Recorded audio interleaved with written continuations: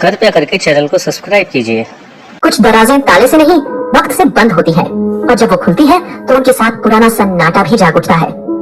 स्थान अनवी का कमरा। अगली सुबह सूरज की पहली किरणें जब अनवी के चेहरे पर पड़ी तो वो चौंक कर उठ बैठी। नींद वैसे भी अधूरी थी।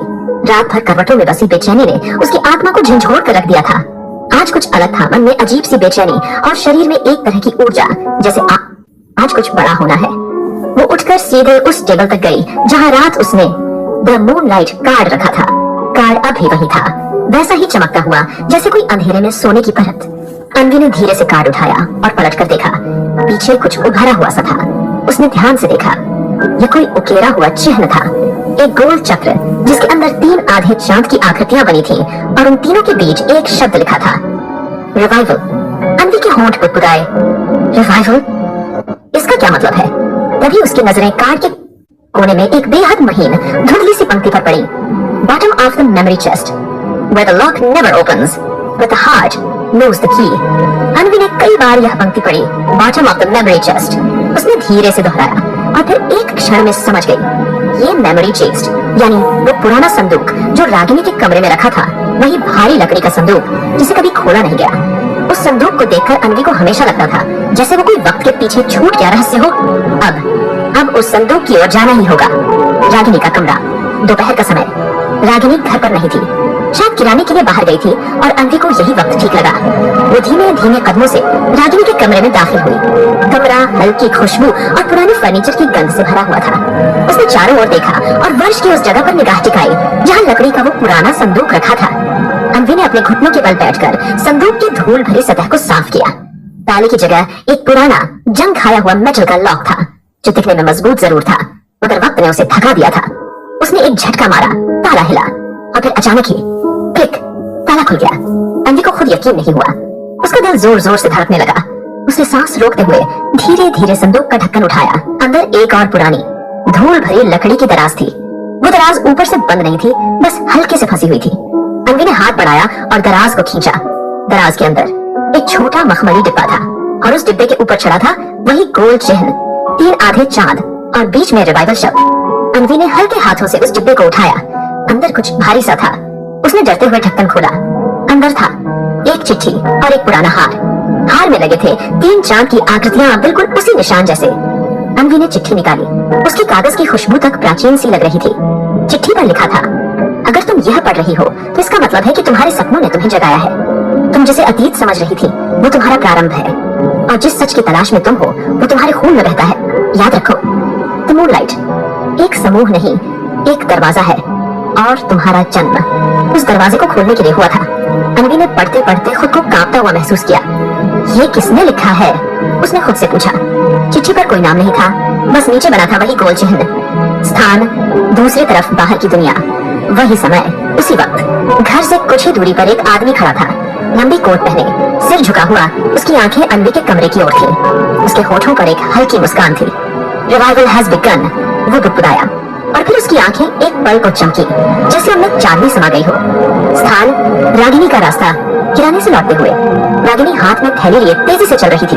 अचानक उसके कदम रुक गए। उसे ऐसा लगा जैसे कोई भीतर से उसे पुकार रहा हो, जैसे किसी ने अभी अभी उस संदूक को छुआ हो। उसके माथे पर पसीना आ गया। नहीं, अभी नहीं, अभी वो तैयार नहीं। रागिनी बुदबुदाई और घर की ओर दौड़ने लगी। स्थान अनवी का कमरा। कुछ देर बाद अनवी अब तक हार और चिट्ठी को अपने सामने फैला चुकी थी। वो उन चांद के निशानों को छूते हुए कहती है, मुझे इस रास्ते पर चलना ही होगा। मैं जानना चाहती हूँ कि मैं कौन हूँ और द मूनलाइट क्या है। वहीं सामने दीवार पर टंगी घड़ी की सुई तेज चलने लगती है। कमरे की रोशनी धीमी पड़ने लगती है और तभी फिर से वही फुसफुसाहट जो सिर्फ वही सुन सकती है। तुमने दराज खोल दी है, अब पीछे नहीं लौट पाओगी। प्रताप। रागिनी की आवाज डर और विस्मय के बीच अटकी हुई थी। प्रताप, वही रहस्यमय साया जो अब इंसानी रूप में उसके सामने खड़ा था। उसकी आंखों में सीधी नजर डालते हुए बोला, डर गई तुम, जबकि तुम ही ने मुझे बुलाया था। रागिनी कुछ पल तक चुप रही। उसकी सांसें तेज चलने लगी।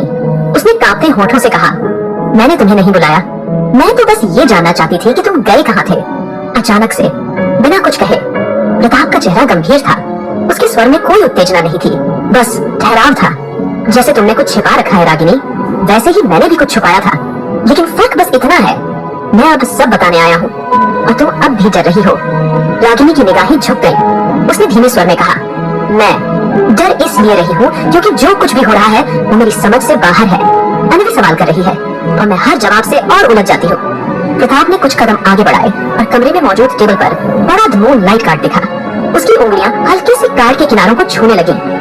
यही दरवाजा है, उसने कहा। रागिनी तुरंत चौंकी। दरवाजा? हाँ, प्रताप बोला, ये कार्ड दरवाजा है। एक ऐसा रास्ता जो उस अतीत से जुड़ता है जिसे तुमने दबा दिया था, जिसे तुम भूल जाना चाहती थी। लेकिन अतीत कभी खत्म नहीं होता रागिनी, वो बस इंतजार करता है लौटने का। रागिनी कुछ बोलने वाली थी कि तभी कमरे की खिड़की पर अचानक तेज हवा ने दस्तक दी और वे एकदम से उड़ने लगे। रागिनी और प्रताप दोनों ने खिड़की की ओर देखा, लेकिन बाहर बस अंधेरा था। ये सब अनवी के लिए खतरनाक है, रागिनी ने घबरा कर कहा। प्रताप का चेहरा एकदम शांत था। उसने धीरे से कहा, नहीं रागिनी, ये सब अनवी की किस्मत है। तुम चाहे जितनी कोशिश कर लो, उसे सच्चाई से दूर नहीं रख सकती। रागिनी ने बेबसी से प्रताप को देखा, पर वो बच्ची है, उसके पास कुछ नहीं है, न हिम्मत न तैयारी। प्रताप की आंखों में हल्का सा क्रोध चमका। वो बच्ची नहीं है रागिनी, वो वही है जिसके लिए ये सब दोबारा शुरू हुआ है, जिसे तुमने पाला है, जिसे तुमने बचाया। अब वही सब कुछ समझने की कगार पर है। कमरे में एक पल को सन्नाटा छा गया। रागिनी ने धीमे स्वर में कहा, तो अब क्या होगा? प्रताप पीछे हटते हुए बोला, अब सच्चाई धीरे धीरे खुद को प्रकट करेगी और तुम्हें तय करना होगा कि तुम उसके साथ चलोगी या फिर से भागोगी। रागिनी की आंखों में आंसू भर आए। उसने कांपते स्वर में कहा, मैं नहीं चाहती कि उसे कोई नुकसान पहुंचे। प्रताप दरवाजे की ओर मुड़ा और बिना पीछे देखे कहा, तो फिर उसे झूठ से बचाओ, क्योंकि सच चाहे जितना भी डरावना हो, वो एकमात्र रास्ता है जिससे वो बच पाएगी। रागिनी वहीं खड़ी रह गई और उसकी निगाहें कार्ड पर टिकी थी। The moonlight. अब वो महज एक नाम नहीं था, बल्कि एक रास्ता बन चुका था, एक दरवाजा जो खुल चुका था और अब शायद बंद नहीं होगा। अनवी ने सिर्फ एक लकड़ी की दराज खोली थी, लेकिन वो नहीं जानती थी कि उस दराज के पीछे एक पूरी दुनिया छुपी थी और वो दरवाजा अब खुल चुका था।